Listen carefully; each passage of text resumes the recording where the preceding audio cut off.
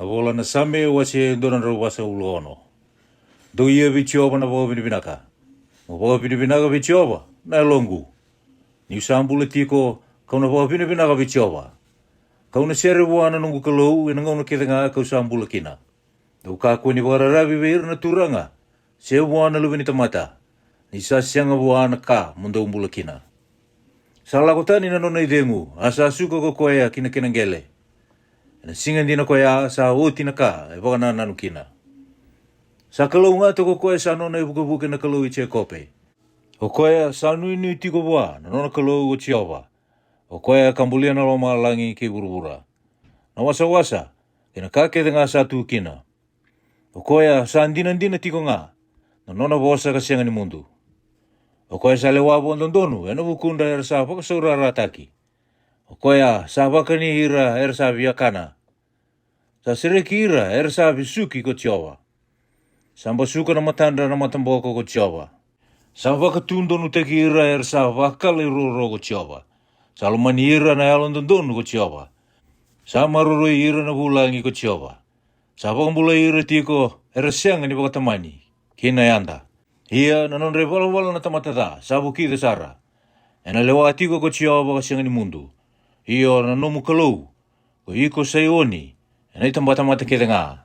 Do ia vi chiawa na bawa binaka. Washington rau wasanga ulo bitu. Do ia na bawa binaka vi chiawa. Nisa ka binaka meseretaka na bawa binaka buana no kalou.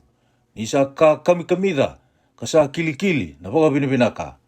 Sa tarai Jerusalem idake ko chiawa. Sa songo ni rawata na Israeli sa pakasebi.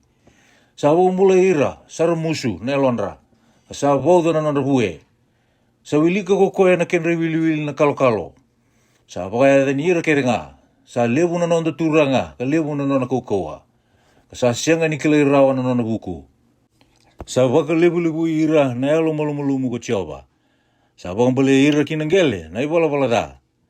Dau sere taka na wakamole vi chiawa. Dau sere na api wana nonda kalou.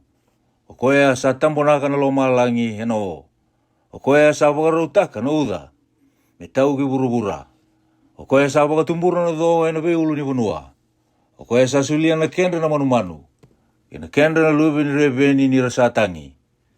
Sa sianga ni marutaka ko koe na koukou ni ose. Sa sianga ni rekitaka na yabu ni tamata. Sa rekitaki ira o chiova er sa rerwa ki koea. Ko ira er sa nuitaka na nona loloma. O pao binibinaga vi chiova ko iko Jerusalemi. Mo ia na pao binibinaga buona no mukalou ko iko sayoni. Ni sawa koko tako ko na samunga kangaka ni nomu mata ni koro. Sawa kalunga te ira na lubemu, ena nomu loma ni koro. Sawa dor na sautu ko koea, ena nomu bonua. Kasawa baka mamau te iko ena witi vina kasara. Sa talayani na nona buna ue burubura. Sa didi ba kusa sara na nona bosa. Sa sulia mai na uda bula me wakana buti kani sipi. Sa waka mimirada na tengu de wata me wakana rabusa.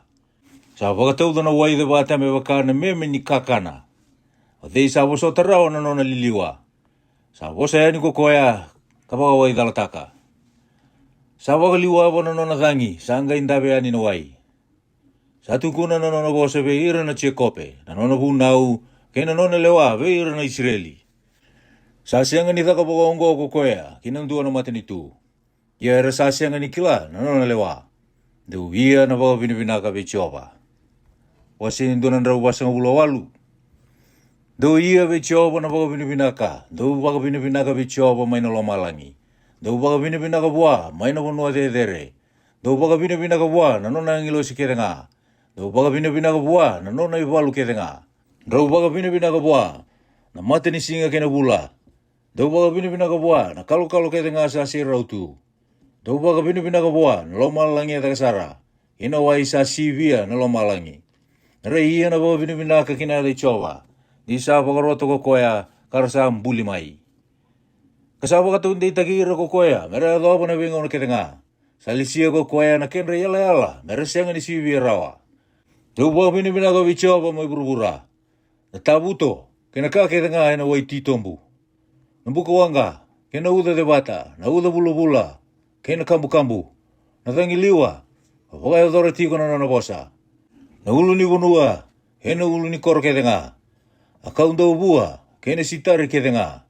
Manu-manu kila, kena manu-manu lasa kedenga. Nakasanga si boli, kena manu-manu buka. Natui ke buru-bura, kena leo ni bebunua kedenga. Naturanga, kena turanga ni lewa kedenga ke buru-bura. Natoro bau, kena ngone lewa, natamatangase, kena ngone. Mera ia na baga binibinaga kina de Jehova. Nisa kata linduan-doa ngana dana. Sasivia na buru-bura, kena loma langi na nona langi-langi. Asa bueta dake ko koya na nona tutoka, na nona tamata. Na nona baga binibinaga na nona tamata ela sawa-sawa kedenga. Iyo, na nona na Israeli, mate ni tu sa bole ka bua.